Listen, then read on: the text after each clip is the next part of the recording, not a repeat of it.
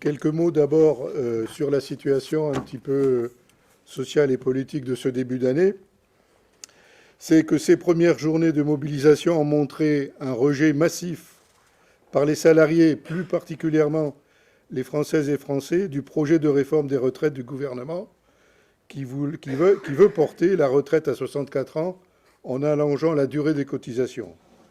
On l'a vu ces derniers jours, avec, en tous les cas avant-hier, encore avec 250 manifestations organisées, mardi, dans tout le pays, à l'appel de l'intersyndicale et des organisations de jeunesse. Le rejet du projet de réforme des retraites du gouvernement s'est à nouveau massivement exprimé dans la rue en attendant la deuxième mobilisation de la semaine, puisque c'est après-demain. Au moment où les débats parlementaires débutent à l'Assemblée, ce sont en effet près de 2 millions de manifestants qui ont rejoint les cortèges syndicaux et un très grand nombre de travailleuses et travailleurs qui ont participé à la grève contre un projet aussi injustifié que brutal. La Macronie, elle a beau ramer, ils peuvent être tous les jours à la télévision. Plus ils expliquent, plus le rejet monte. La population, toutes les tranches d'âge confondues, comprend les méfaits du projet et sa logique de financement, clairement en faveur des grands groupes et des plus riches au détriment de toute la population, contrairement à ce que prétend la Première ministre en arguant vouloir faire preuve de plus de pédagogie. La présence de ces jeunes, comme des retraités, était très importante pour défendre le droit à la retraite décente pour toutes et tous. La CGT, bien sûr, se félicite du haut niveau d'engagement des travailleurs, notamment du secteur privé comme du public, des privés d'emploi, des précaires dans la lutte contre ce projet destructeur pour le droit à la retraite et bien sûr les caisses correspondantes. Alors que des solutions de financement simples, portées par la CGT, expriment au bénéfice de tous et de toutes. Dans un contexte d'inflation galopante, de forte hausse des prix de l'énergie et des biens du quotidien, l'augmentation des salaires, bien sûr, indexée sur des prix de plus en plus nécessaires que jamais. C'est une des exigences des manifestants et des grévistes qui permettrait aussi de renforcer les ressources des régimes de retraite, tout comme l'égalité des salaires entre femmes et hommes, la suppression des exonérations massives des cotisations sociales accordées au CAC 40 et la taxation des dividendes dont le niveau atteigne des records indécents. Il y a ces deux derniers chiffres, il y a des chiffres qui sont tombés énormes. Il faut qu'on en voie l'ampleur. 56 milliards, 56,5 milliards pour le CAC 40. Je crois que c'est plus de 16 de total. C'est plus que ça. 16, je crois que c'était l'année d'avant. Et là, il me semble que les derniers chiffres tombés est pas loin du double. On a appris ce matin, Vinci, par exemple, qui là aussi fait des profits énormes, dont une grande partie s'est pris sur le paiement des autoroutes. Donc voilà où c'est que nous en sommes. On pourrait la détailler toute une série de profits entreprise par entreprise, alors que nous voulons financer un départ en retraite à 60 ans à taux plein avec une bonne pension de 2 000 € minimum en prenant légèrement en compte la pénibilité avec des départs anticipés ou encore en comptabilisant les années d'études, et cela est possible. Pour cela, il faut amplifier la mobilisation et nous rassembler encore plus nombreuses et nombreux dans la manifestation, notamment celle du 11 février, en ce qui concerne Toulon, à 10h30, place de la Liberté. Et si le gouvernement continue à s'entêter malgré les mobilisations, il faudra passer à la vitesse supérieure avec des actions plus marquées, plus longues, des grèves plus dures, plus nombreuses, plus massives et reconductibles. En disant cela, c'est répondre à une situation actuelle, mais quand on étudie au niveau de notre IHS, c'est des situations que les travailleurs ont vécues et qu'ils ont surmontées, y compris victorieusement. Donc c'est quelque chose de possible et de faisable. La CGT, donc, y prendra toute sa place pour faire entendre les revendications du monde du travail, pour une réforme de progrès de notre système. Rien n'impose une réforme d'une telle violence. D'autres solutions, je le disais, sont possibles pour garantir un système plus juste, plus solidaire et plus efficace. Ce que veut en réalité le pouvoir, c'est contraindre le pays à subir une nouvelle austérité budgétaire drastique, comme l'exigent les marchés financiers et la Commission européenne à leur service. Il va de soi qu'il faut amplifier plus encore ce mouvement, comme je le disais, mouvement unitaire. Le pouvoir le sait.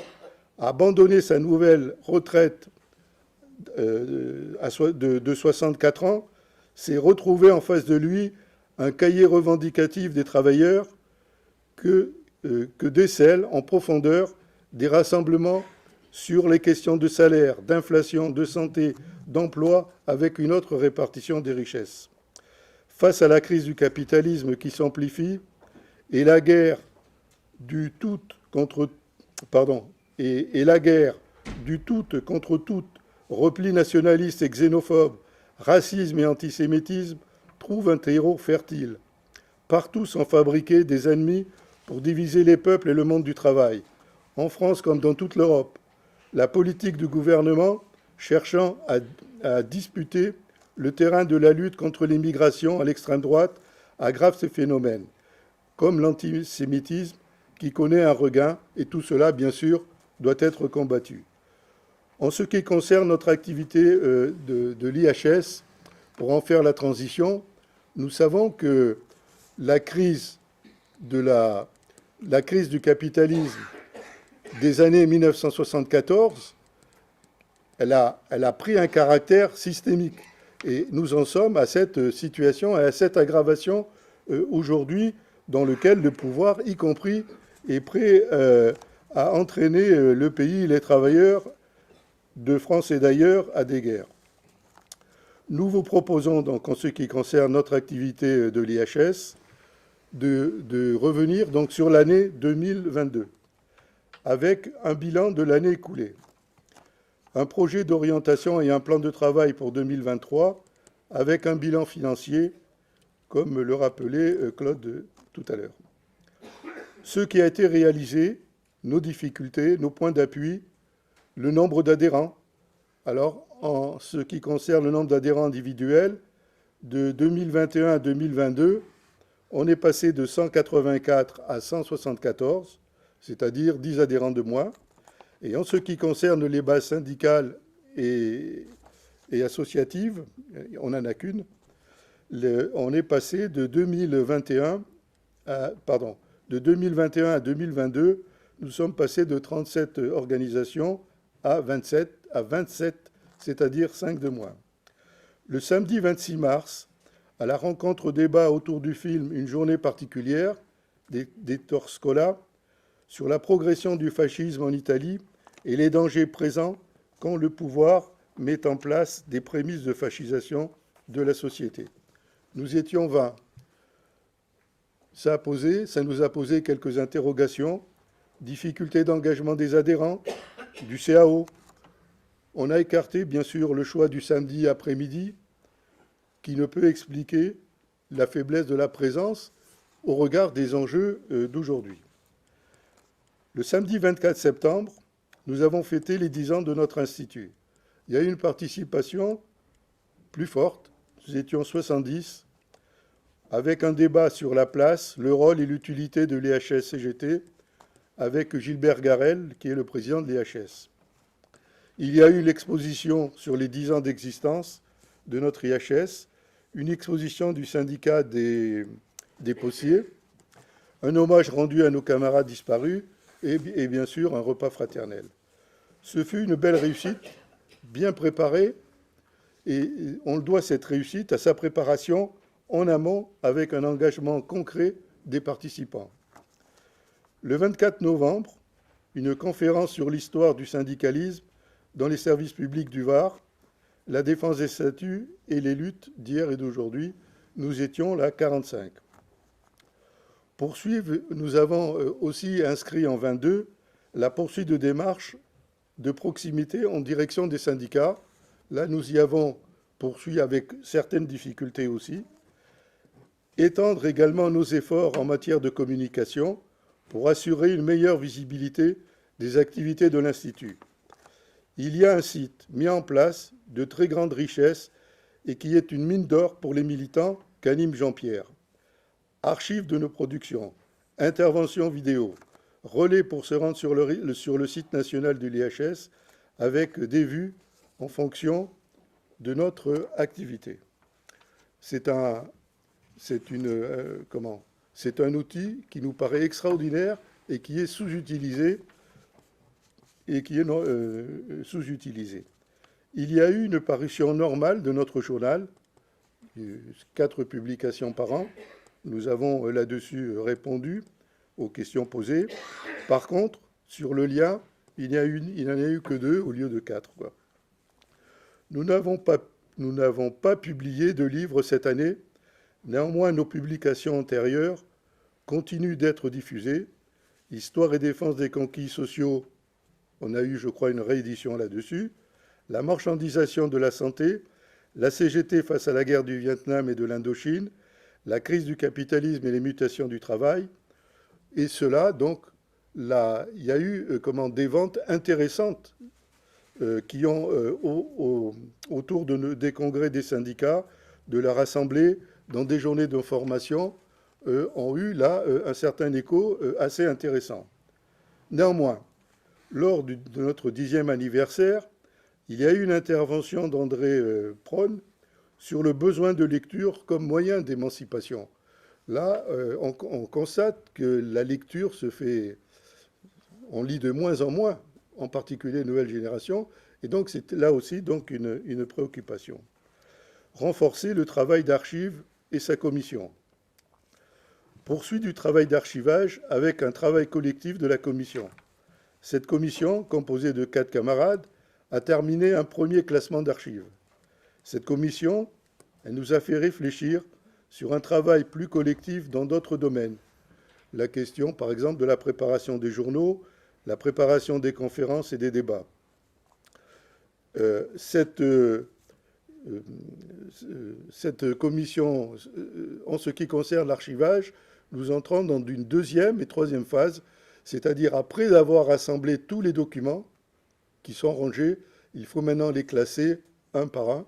Et donc là, c'est un autre aspect de l'archive avec la nécessité et l'aide d'avoir besoin d'un ordinateur, quoi.